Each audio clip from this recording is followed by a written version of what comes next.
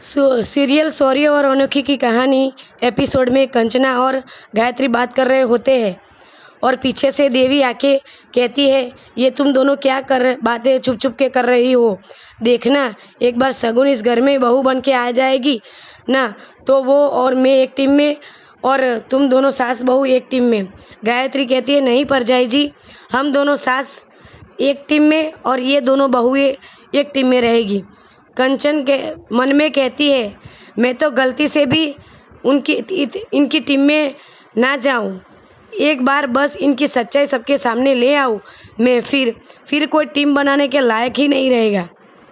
गायत्री कहती है, परचाई जी, मैं बस ये डिस्कस कर रही थी कि आज खाने में क्या बनाना है। कंचन कुछ बोले उससे पहले देवी कहती है, खिचड़ी करके, और हंसकर चली जाती है। वहाँ पर शौर्य आवाज़ लगा रहा होता है, कोई है। अनोखी कहती है, कोई दिख ही नहीं रहा है। शौर्य कहता है, हेलो। अनोखी कहती है, चलो उस तरफ जाके देखते हैं। शौर्य कहता है कोई। अनोखी कहती है, यहाँ पर तो कोई दिख ही नहीं रहा है। अनोखी के साथ रहने पर फिर शौर्य अनोखी के साथ रहने का प्लान बनाता है। उतने में बिजली कड़कती है और अनोखी शौर्य के गले लग जाती है डर के। बारिश चल रही होती है, वो दोनों रोमांटिक पल बिता रहे होते हैं। ऐसा लग रहा है मुझे पहली दफ़ा सॉन्ग बज रहा होता है और वहाँ गाड़ी चलाते हुए शगुन कहती है कि मौसम कितना अच्छा है, ऐसे में शौर्य के साथ मुझे होना चाहिए था, ना कि उस अनोखी को। ऐसा शगुन गुस्से में गाड़ी चलाते हुए कहती है। फिर शौर्य अनोखी को शॉल उड़ाता है, फिर कहता है, मतलब कि बारिश चलना मजबूरी, ठंड लगना भी मजबूरी हो, लेकिन मेरी बात मानना मजबूरी नहीं है। तो प्रॉब्लम क्या है अनोखी? अब तो हम पति पत्नी हैं। अनोखी कहती है, सुनने में अच्छा लगता है पीएस, पर मुझे हमेशा ये डर लगा रहता है कहीं इस बारे में किसी को पता ना लग जाए। तो पता लग जाएगा तो क्या होगा, लेकिन आप तो इस तरह की बात तो समझते ही नहीं है। शौर्य कहता है, सब समझता हूँ, कितनी चीज़ मैं तुम्हारे साथ शेयर करना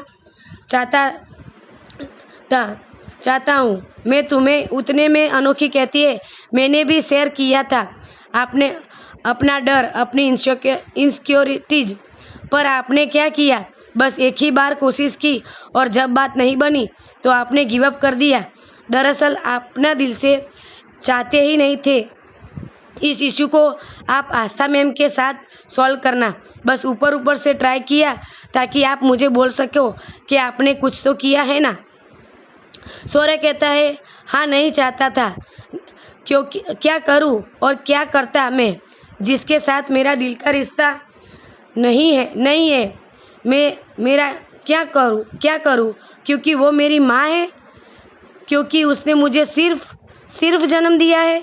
इसलिए तुम नहीं जानती वो एहसास कैसा होता है अनोखी, जब एक 4 साल का बच्चा अपनी माँ को पुकारता है, उन्हें याद करता है, वो नहीं आती, दिन रात ये विश करता है वो आ जाए मेरे पास होती, लेकिन ऐसा जरा भी नहीं हुआ।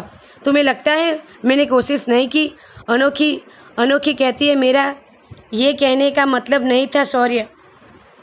शौर्य कहता है, तो क्या मतलब था तुम्हारा? कि मैं ज़िद्दी हूँ? कि तुम्हारी आस्था में वो भी कुछ कम नहीं है? ये जो जिद मुझे मिली है, क्या लगता है तुम्हें किससे मिली होगी? मुझे कहाँ से? इस इश्यूज पेरेंट्स के थे, भुगतना किसे पड़ा? मुझे। विचारधाराएं किसकी अलग थी? पेरेंट्स की, लेकिन सज़ा किसे मिली? मुझे। असर किसको पड़ा? मुझे। दोनों पेरेंट्स होने के बावजूद अकेला कौन रहा? अनोखी। सिर्फ हर एक बच्चा अपने माँ बाप से प्यार पाना चाहता है, उसका हक है। तुम नहीं जानती कैसा होता है वो फीलिंग, क्या होती है जो मिला कर्ज की तरह मिला, जो मुझ पर कर्ज की तरह चढ़ता गया। अब मैं इस कर्ज को उतार भी नहीं सकता। सोचता हूँ इस कर्ज को कैसे उतारूँ। अनोखी कहती है कि 25 साल का दर्द और गुस्सा ये बस एक ही मुलाकात में, एक ही कोशिश में नहीं जाता। जिनके अंदर रहता है उसे और भी ज़्यादा नुकसान पहुंचाता है। और जब आप किसी अपने से गुस्सा होते हो तो वो और ज़्यादा तकलीफ़ देता है। मुझे पता है कि जब आपका कोई अपना आपके साथ कुछ गलत करता है तो कैसा लगता है। मुझे मेरे पापा जी से 1000 शिकायत है। पता नहीं कि मैं ये सब को मिटा पाऊँगी कि नहीं, पर आपके पास ये मौका है। शौर्य कहता है तुम्हारे जैसा भी रिश्ता था तुम्हारे पापा जी के साथ। कम से कम दुख सुख में तुम्हारे साथ तो थे। मेरी मॉम तो थी ही नहीं। मेरे तुम्हें पता है कि इतनी बार मुझे फील होता था कि ये शेयर करूँगा तो अपनी मॉम के साथ ही करूँगा, लेकिन मौका ही नहीं दिया उन्होंने। फिर मुझे दर्द हो जाता था तो सबसे पहले मैं अपनी मॉम का नाम ही लेता था, लेकिन वहाँ से भी किसी की आवाज़ नहीं आती थी। किसी की एक अलग फीलिंग थी कि किस्म की फीलिंग को डील करना। ये तो किताबों में भी नहीं सीखा है। अनोखी कहती है अगर ये फीलिंग आपको इतना ही दर्द देती है तो आप अपने दिल से इसको निकाल दीजिए। आप कम से कम अपनी माँ को प्यार नहीं कर सकते तो उनको नफ़रत भी ना कीजिए। फिर आस्था मैम के लिए कोई प्यार इज्जत फीलिंग्स ना हो, कान सुन ना हो तो ना सही, लेकिन गुस्सा और नफ़रत अपने दिल से निकाल के फेंक दीजिए। आप यही तो वजह है आपके इस दर्द की जड़ है, ये आप समझ सके। शौर्य कहता है अगर तुम कहकर मुझे पुकारो तो एक अपनापन महसूस होगा।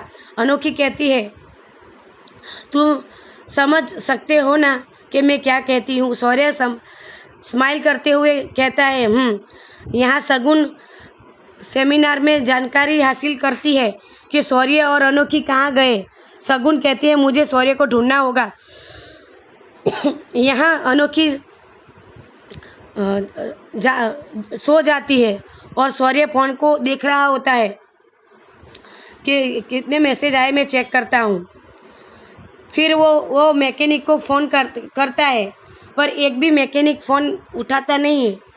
फिर कहता है एक भी मैकेनिक फ़ोन क्यों नहीं उठा रहा है, व्हाट द हेल। फिर शौर्य कहता है फिर ये तो वाकई में प्रॉब्लम आ गई। पीछे से अनोखी कहती है तुमने जानबूझकर मेरी बस मिस करवाई बस वापस नहीं जा सकती, ट्रैफिक जाम है, यू टर्न नहीं ले सकते, ये सब कुछ झूठ है ना, हाँ या ना। शौर्य कहता है देखो अनोखी कहती है हाँ या ना। PS तुम्हें फिर से वही किया जो तुम करना चाहते थे। एक बार फिर से तुम्हारी जिद का नतीजा मुझे भुगतना पड़ेगा। अब इतने तूफान में, इतनी बारिश में तुम सेमिनार तक कैसे पहुँचोगे। अनोखी कहती है कैसे चिंता ना करूं। फिर शौर्य कहता है कि तुम मेरी पत्नी हो, मैं तुम्हारी प्रॉब्लम नहीं समझूंगा तो कौन समझेगा। फिर तुम भी तो सब्रवाल हो। शगुन पीछे से आके ये सब सुनती है। शौर्य कहता है मांग भरी है मैंने तुम्हारी, पत्नी हो तुम मेरी, अगर मेरी वाइफ के नाते कोई प्रॉब्लम आने नहीं दूंगा, प्रॉमिस। अनोखी कहती है तुम्हें कहा था तुम बदल जाओगे, तुम्हारी सोच बदल गई है, ये है वो बदलाव। मुझे तो समझ नहीं आ रहा, जो इंसान नियम कानून फॉलो करने की बात करता था, आज वही इंसान नियम और कानून खुद तोड़ रहा है। सच को नियम कानून तोड़ रहा है। पीछे से शगुन आवाज़ लगाती है शौर्य अनोखी ऐसे करके, और अनोखी और शौर्य पीछे मुड़ के देखते हैं शगुन को। ऐसी वीडियो देखने के लिए मेरी चैनल को लाइक करें, शेयर करें, कमेंट करें और सब्सक्राइब करें। Thank you.